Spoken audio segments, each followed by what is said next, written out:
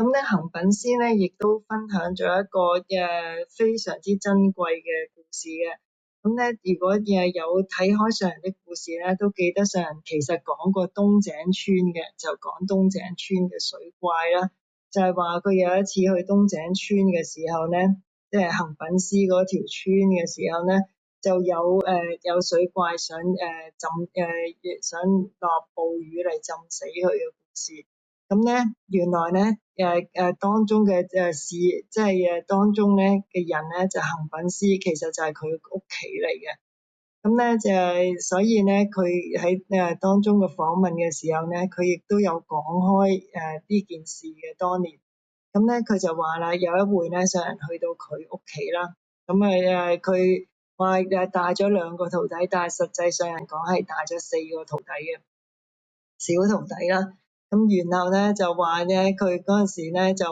又話本身就天朗氣清，但係咧就當上人啱啱入到屋啦，喺佢嘅坑上坐嘅時候咧，而啲周圍左右鄰右里都未嚟咧，要問上人問題同醫病之前咧，突然間黑雲密布，黑到咧就話基本上就話人企喺對面你都見唔到，然後咧行雷閃電。咁橫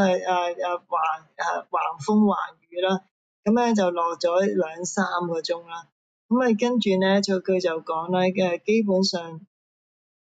佢哋喺嗰度啲人咧都係用木嚟起屋啦，基本上啲屋咧就基本上沖到咧爛晒啦，咁咧就基本上係啦，同埋浸死咗好多人啦。因為話基本上你就算往高處咁企咧，其實都浸死咗好多人。然後咧就話呢個咧水，但係因為佢嗰陣時喺佢間屋度，佢就好奇怪，周圍咧就浸得好勁嘅水啦。但係其實咧佢屋企咧喺佢嘅屋企嘅泥巴入面咧，其實只係入咗大概1-2尺水。咁咧就其實上人有講過外面有10尺水，咁佢哋入面咧過咗個泥巴咧就得1-2尺水啦。所以咧就後來咧就上人講過呢件事咧就基本上沖死咗30幾個人啦，同埋咧就毀壞咗800幾間屋啊，成條村。於是咧就當雨停咗之後咧，就可能由你咧都同佢哋講話，你哋真係好有福氣，白孝子即係上人喺佢屋企啦。所以咧屋企完全冇入到水啦。當其他地方咧都受到嚴重嘅破壞。得罪了有一天，我帶着4個徒弟到有一個那個鄉村叫東井子。什麼叫井呢？它因為四面都高，就這個地方低，好像個井似的，叫東井子。我到這個鄉村有我一些皈依弟子，我在一個姓郭的家裏，他這4外的籬笆那個帳子都是用木頭這麼做的，大約有8尺高。正是在這兒，這天就下起大雨來，上邊的雨下的就像用這個往下潑水那麼，不是下雨那麼下，那個水不知多少下邊那個井裏往外邊穿水，井里邊往外穿水，穿有3丈多高，上邊往下下雨这不知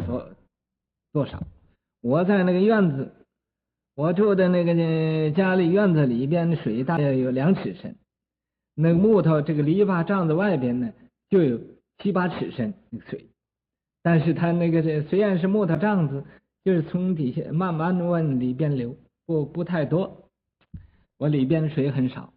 外邊這個人呢在這個床上站着，我北方是炕啊，不是床，和床是一樣高的，或者比床更高一點，在床上站着都被水給淹死了。那個人那一次淹死了30多個人，房子沖倒了800多間房子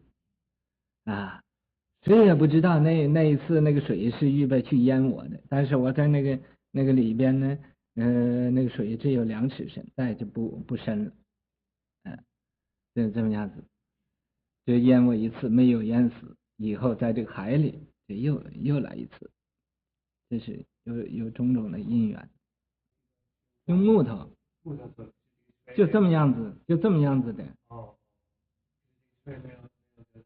是水这个篱笆这个房子外边呢就有8尺多高那么水，这个里边只有1尺多深。